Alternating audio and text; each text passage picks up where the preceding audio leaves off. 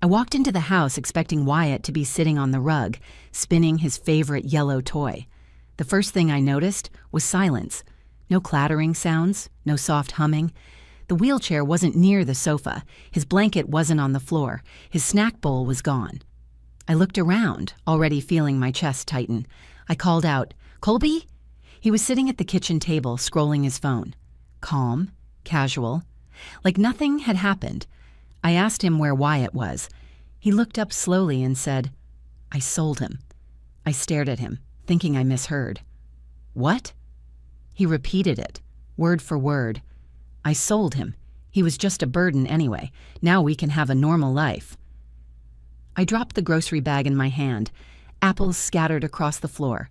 "You what?" He stood and shrugged like it was nothing. "You work double shifts to take care of a kid who doesn't talk, doesn't move right, and drains every cent we have. I handled it. You should be thanking me." My legs nearly gave out. I looked toward the hallway, thinking maybe Wyatt had just crawled into a corner to nap. My fingers started shaking. I turned to run toward his room, but then I saw her, Mara, his mother. Leaning against the wall, arms crossed, smirking like she'd just watched a successful business deal go through. She said, "He's better off. You both are." My vision blurred. My mouth was open, but no words came out. I reached for my phone. Gone. My purse was missing. The car keys were gone too. Then I heard a small click from the hallway closet. The door creaked open, and Kieran stepped out holding his little blue tablet to his chest. His hair was messy. His face looked scared but determined. He looked at Colby and said, "Daddy, should I tell Mommy what you did to Sister too?" Mara flinched. Colby froze. Everything in the house went still. Kieran didn't move. He just looked at me, his hands gripping the tablet tighter. And in that exact moment, I realized Wyatt wasn't the only child in danger.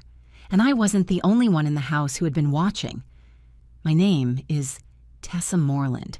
I'm 34 years old, and for the last 7 years, I've been keeping my family together with duct tape and prayer.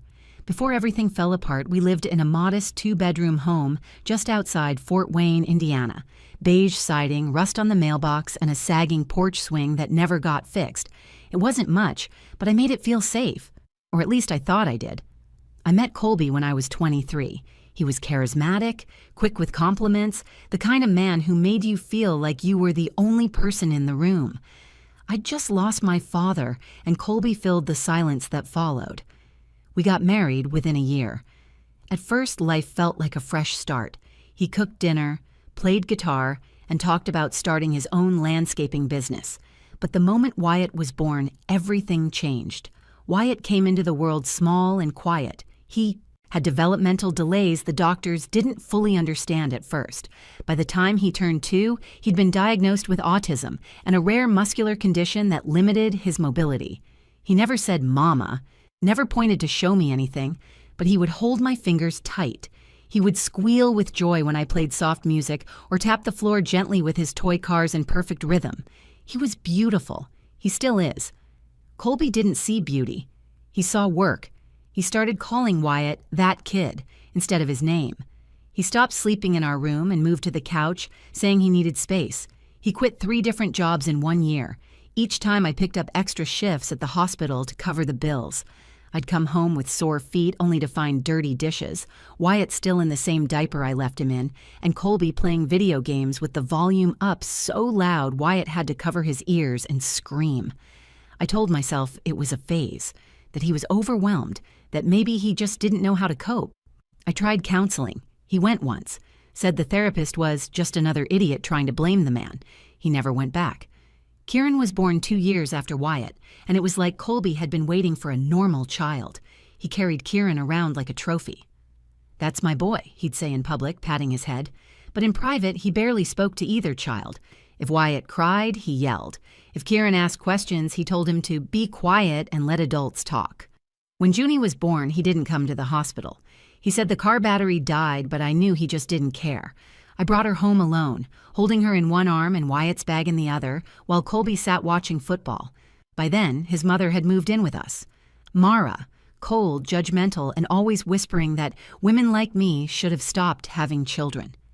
She called Wyatt damaged. She told Kieran that I was weak. She said Junie looked too soft to survive in this world. I wanted to throw her out, but we needed her help. Or at least I thought we did.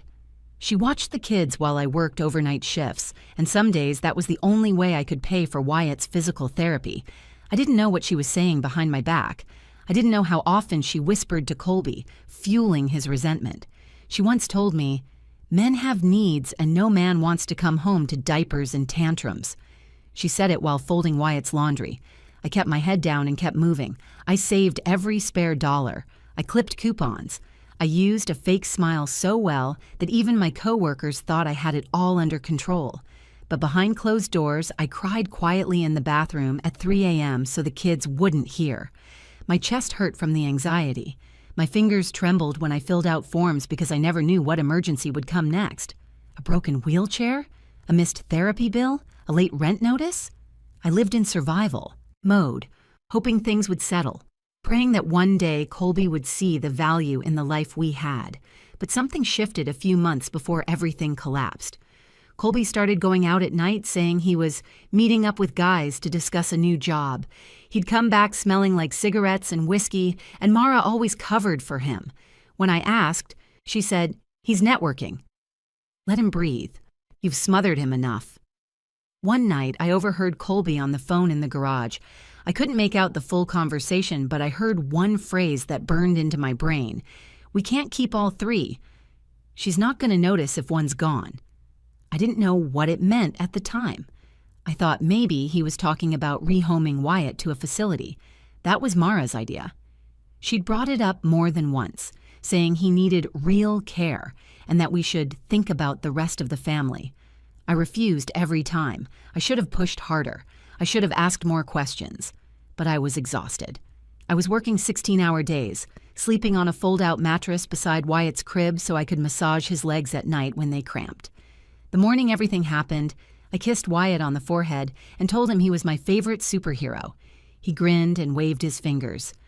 I didn't know it would be the last time I saw that smile. When I came home that evening, the world I'd been barely holding together cracked open, and I fell straight through. The moment I stepped through the front door that night, I knew something was wrong. The house was too quiet. Not the kind of quiet that comes from kids finally napping or the TV being turned off. It was the kind of silence that presses into your ears and makes your skin prickle. Wyatt's wheelchair wasn't near the couch like it usually was. His toy, his favorite yellow spinning top, wasn't on the rug. There were no crumbs, no cartoons playing, no half-finished juice boxes on the counter. The house had been cleaned, but not by me. It was scrubbed in a way that felt sterile and unnatural, as if someone had erased all signs that Wyatt had ever lived here. I dropped the grocery bag on the floor and called out, "Wyatt!" Nothing. "Kieran? Junie?" Still nothing. Then Colby's voice came from the kitchen. Calm, flat. "They're fine." I walked in and saw him sitting at the table, drinking a beer like it was any other evening. His phone was in his hand, and he didn't even look up when he spoke again. "He's gone." My chest tightened. "Gone where?" He finally glanced up, his eyes cold. "Wyatt. I sold him." My knees nearly buckled. "You what?" "I sold him. To people who can handle kids like him. You said it yourself. We're drowning. This fixes it." I couldn't breathe. My hands started shaking. "You sold our son? You think this fixes anything?" Colby stood up and walked around the table slowly. "He was a burden. You spend every minute trying to fix him. The rest of us get nothing. You call that a life?" I reached for my phone, but it wasn't in my bag. My purse was gone. My car keys, too. Panic hit hard and fast. "Where's my phone?" I asked, trying to keep my voice steady. "I took it. I didn't want you overreacting." Overreacting. He had sold our child, and I was supposed to stay calm. I started backing away toward the hallway when I saw Mara standing at the end of it, arms crossed, her mouth twisted in that familiar, disapproving smirk. "He's better off," she said, "and now you can focus on the children who matter." "You knew?" I whispered. Mara stepped forward slowly. "I encouraged it. You were destroying this family with your obsession over that boy." I looked past her toward the bedrooms. I needed to get to Kieran and Junie, but my legs felt like stone. I had no phone, No car, and I didn't know if they were even still in the house. Then I heard it. A small click. The hallway closet door creaked open, and Kieran stepped out. He clutched his blue tablet to his chest, barefoot, pajamas wrinkled. His voice trembled, but he looked directly at his father. "Daddy," he said, "should I tell Mommy what you did to Sister too?" The air went still. Mara's face dropped. Colby turned white. "What did you say?" Colby asked, his voice suddenly sharp. Kieran didn't flinch. He just hugged the tablet tighter. I moved quickly and stepped between them, backing Kieran into the corner behind me. "Go to your room," I said to him softly.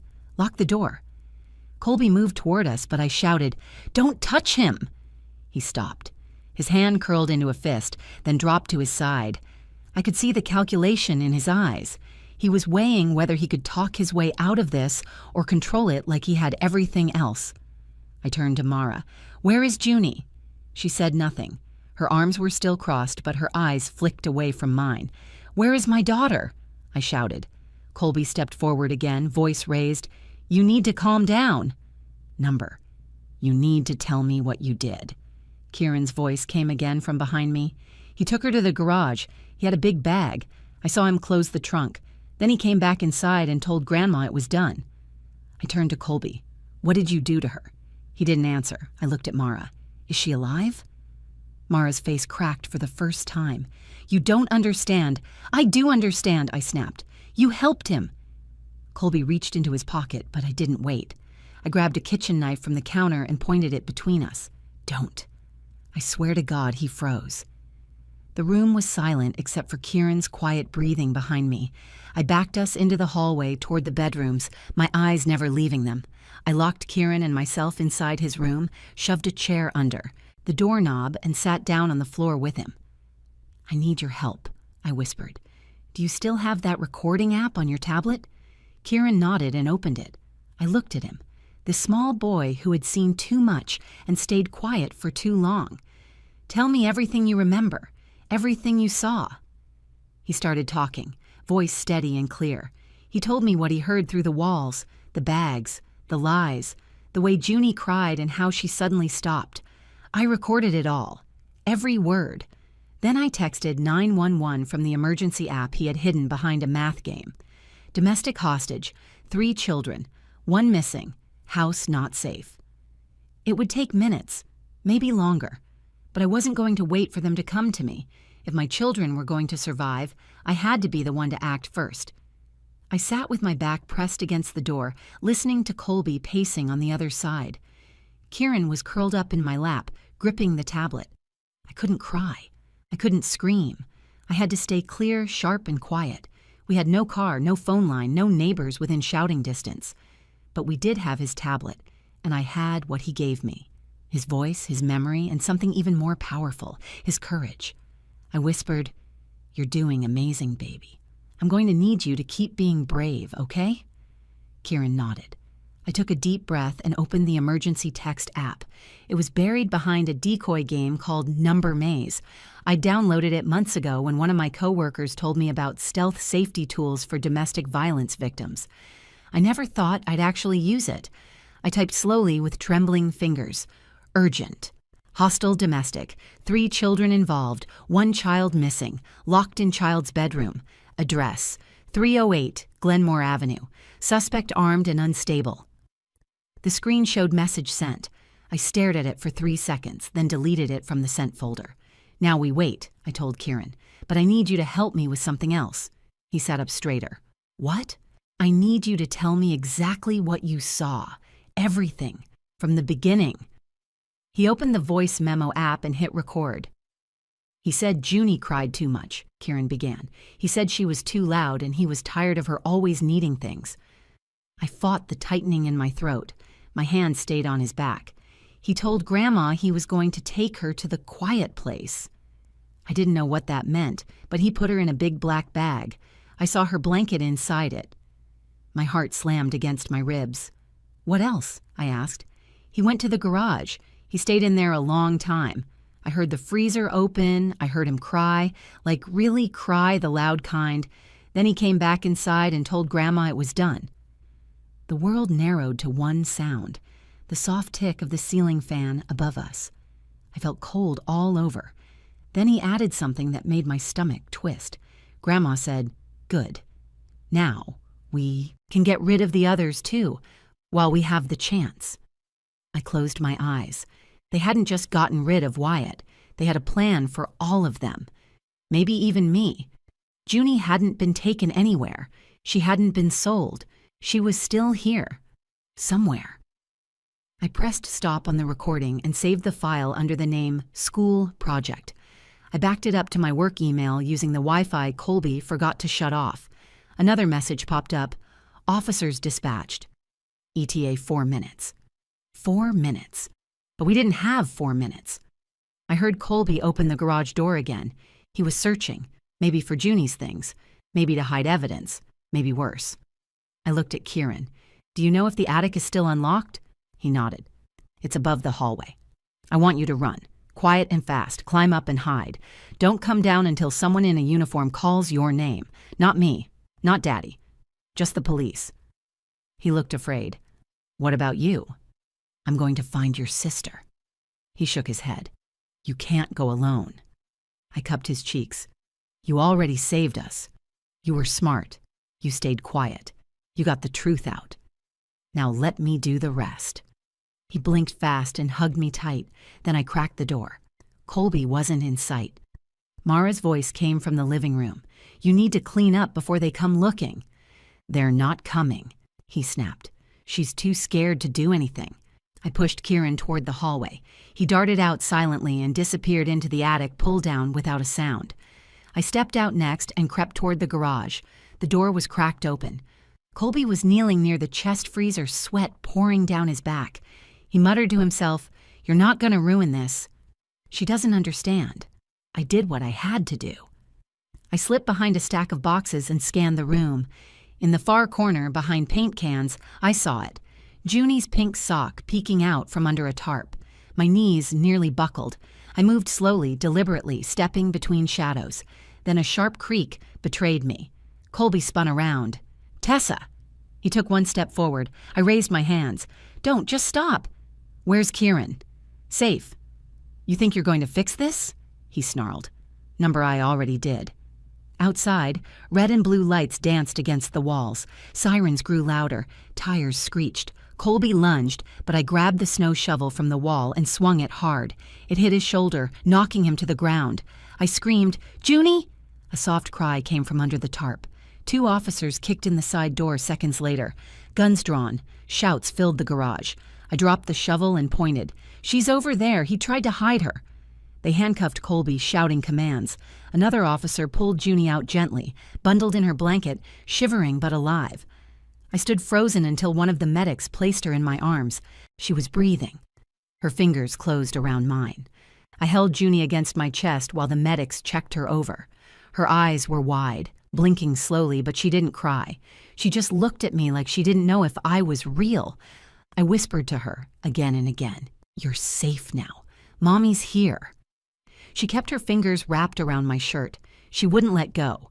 The police escorted me and the kids outside while a second wave of officers and forensics moved into the house. Yellow tape went up across the porch. Neighbors had come out onto their lawns, mouths covered in shock. No one had ever knocked on our door when they heard us fighting. But now that the sirens were blaring and the flashing lights bounced off the siding, they couldn't look away. I saw Mara in handcuffs near the patrol car, shouting at the officers, "This is a mistake! She's making all this up!" One of the officers calmly told her they had a recorded statement from a child witness and evidence from inside the freezer. She kept yelling until they shut the door and drove her away. Colby was in another cruiser, staring out the window. His jaw was clenched, his hands behind his back. He didn't say a word when they walked him past me. He looked straight through me like I didn't exist. That didn't matter anymore. His silence couldn't undo what he did, and it wouldn't save him from what was coming. Kieran came down from the attic an hour later. One of the female officers brought him out with a blanket wrapped around his shoulders and a juice box in his hand. He saw Junie in my arms and ran to us. I knelt down and pulled them both in close. All 3 of us held onto each other like we were trying to glue the pieces of our lives back together. At the station, I handed over the recordings from Kieran's tablet. He had captured every conversation, every sound, every word his father and grandmother had spoken behind closed doors. The audio was clear. You could hear Colby say, "She's not going to notice if one's gone." You could hear Mara reply, "Better now than later." Clean break. When the lead detective finished listening, he looked at me and said, "This is going to put them away for a long time." That night, we were placed in protective housing, a safe house run by women who didn't need explanations. They handed me clean clothes, tucked my children into warm beds, and sat with me while I filed statements. Every word felt like ripping open a wound, but I kept going, because if I stopped, I'd fall apart. 3 days later, Wyatt was found. He had been dropped off at a private care facility across state lines. No records, no legal paperwork, just a forged signature and a cash donation. He had been registered under a false name. The only reason they connected him back to me was because one of the nurses recognized him from a missing child alert I had begged the police to circulate. I flew there with a social worker. When I walked into the room and saw him sitting in a chair by the window, staring at the sunlight, I collapsed. He looked up at the sound of my sobbing. For a moment, he didn't react. Then he reached out his hand and tapped the air, his sign for music.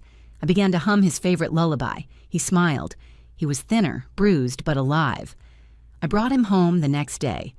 The social worker said it would take time to rebuild trust, but Wyatt didn't need time. The moment he saw Kieran, he let out a sound we hadn't heard in months, a laugh. They held hands in the back seat while we drove away from the facility. The trial began 4 months later. It was brutal. Colby's lawyer tried to claim mental instability.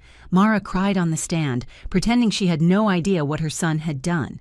But the evidence from Kieran's tablet was airtight. The judge listened to the recordings. He heard their voices. He saw the photos of the freezer. He read the nurse's statement from the facility where Wyatt had been hidden. Kieran testified with a child advocate by his side. He wore a little blue blazer and sat up straight in the witness chair. When asked why he had recorded everything, he said, "Because I knew no one would believe Mommy without proof." The courtroom went silent. Colby was sentenced to life in prison without parole. Mara received 25 years for aiding and abetting child trafficking and child endangerment. I didn't cheer. I didn't cry. I just held my children and let them watch their abusers be led away. After the trial, the district attorney approached me. "You did everything right," he said. "You protected your kids. You gave us what we needed to stop them." I looked down at Wyatt, who was spinning his toy in my lap, then at Junie, asleep on my shoulder, then at Kieran, who had gone back to his drawing pad, quietly sketching superheroes. "No," I told him. "He stopped them. I just listened." 6 months later, our house was sold. The porch swing was gone. The siding had been repainted by the new owners. I never went back after the closing. The realtor asked if I wanted to pick up the mailbox key. I told her to throw it away. We live in a small 2-bedroom apartment now. It's not fancy. The furniture is secondhand and the walls are covered in crayon drawings. But the locks work, and the windows open, and nobody raises their voice. Most mornings start with music from Wyatt's tablet and the sound of Junie trying to sing along in her soft, sleepy voice. Wyatt is in full-time therapy now. He has a new pediatrician, a new wheelchair, and a therapist who comes twice a week. He still doesn't speak, but his eyes have started to follow mine again. Sometimes he smiles for no reason at all. That smile is the clearest sign I've ever received that healing is possible. Kieran started 3rd grade this fall. His teacher called me after the first week to tell me he helped another child who was having a panic attack. She said he held the boy's hand and told him, "It's okay. Grown-ups are listening now." She didn't know what it meant. I did. Junie still wakes up crying some nights. She has night terrors, but she always crawls into my bed and wraps her arms around my waist. Her grip loosens after a while. That's when I know she's safe enough to fall asleep. I went back to work at the hospital last month, just part-time, not because I have to, but because I want to. I missed helping people. I missed using my strength for something beyond survival. I also joined a support group for mothers of children with special needs. I speak more now. I don't shrink. I don't say, "I'm fine," when I'm not. During one meeting, another mother asked me how I managed to leave. She said her husband didn't hit her, but made her feel worthless. She said she didn't think that was enough of a reason. I looked at her and said, "The second your child looks at you and asks if this is normal, you'll know it's not."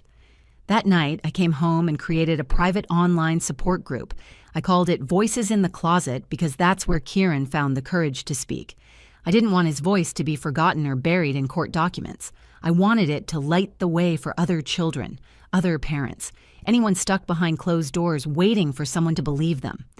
The group grew fast. Within 3 weeks, I had over 200 messages from women in different states.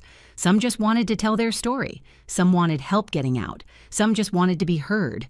I replied to every single one. Not because I had the answers, but because I knew what it felt like to scream in silence. Colby's sentencing made national headlines. So did Mara's arrest. But what the news didn't show was the strength it took to wake up the next day and pack school lunches. What they didn't write about was how a 7-year-old boy, scared and hiding in a closet, chose to tell the truth when no one else would. Sometimes I replay that moment in my head, the sound of his voice steady and clear. "Daddy, should I tell Mommy what you did to Sister too?" He didn't cry. He didn't beg. He didn't hide behind me. He stood there and told the truth. That's the moment everything changed. Not the police sirens, not the courtroom, not the sentencing. It was that moment. A boy with nothing but a tablet and his voice. That's where our freedom began. Today, our home feels different. We still have hard days. There are still flashbacks and therapy appointments and sudden breakdowns triggered by a sound or a smell. But we talk now. We tell the truth. We don't hide. I don't keep secrets to protect people who hurt us. I don't smile to make others comfortable. I don't ask for permission to be believed. The biggest lesson I learned is this.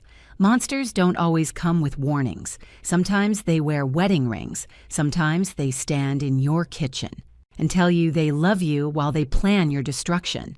But love doesn't look like fear. It never did. And now my children will grow up knowing the difference. One morning, I found a note on the fridge. It was written in crayon and taped beside Kieran's newest drawing of a superhero family. It said, "Mommy is the strongest person I know, and Wyatt is the bravest." I left it there. I don't plan to take it down, because that's what this story is really about. Not the betrayal, not the trauma, not even the justice. It's about the children who tell the truth before anyone else dares to, and the mothers who choose to believe them. If this story moved you, if it reminded you of someone who needs to be heard, or if it gave you the strength to believe in your own voice, please like this video. Share it with someone who might need it. Comment below and tell us what part of the story stayed with you the most. Your words matter.